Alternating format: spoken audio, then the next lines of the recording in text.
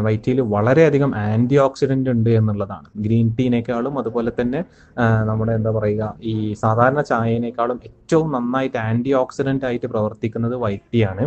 അതുകൊണ്ട് തന്നെ white tea ഹൃദയ സംബന്ധമായിട്ടുള്ള കാര്യങ്ങളിൽ വളരെയധികം ഉപകാരപ്രദമാണ് മനുഷ്യ ശരീരത്തിൽ.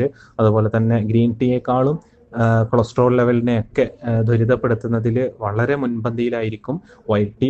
അതുപോലെ ക്യാൻസർ സംബന്ധമായിട്ടുള്ള മാറാരോഗങ്ങളിലൊക്കെ വൈറ്റ് ടീയുടെ പ്രാധാന്യം ശരീരത്തിന് വളരെയധികം ഗുണം ചെയ്യും. പ്രത്യേകം ശ്രദ്ധിക്കുക, ക്യാൻസറിന് ഔഷധമാണ് എന്നല്ല, ക്യാൻസർ സംബന്ധമായിട്ടുള്ള രോഗങ്ങൾ അനുഭവിക്കുന്ന ശരീരത്തിൽ വൈറ്റ് ടീയുടെ ഉപയോഗം വളരെയധികം ഉപകാരം ചെയ്യും എന്നുള്ളതാണ്. അതുപോലെ തന്നെ മാറാവ്യാധികൾക്കൊക്കെ ആൻറ്റി ഓക്സിഡൻറ്റ് വളരെയധികം ഉപകാരം ചെയ്യുന്നതാണ്.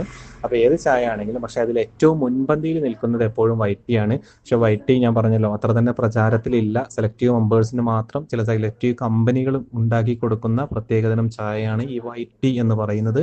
നമുക്ക് മാർക്കറ്റിൽ ഒരു പക്ഷേ വൈറ്റ് ടീ വാങ്ങാൻ കിട്ടില്ല, അത്ര നല്ല വിലയുള്ളതാണ് വൈറ്റ് ടീ എന്ന് പറയുന്നത്.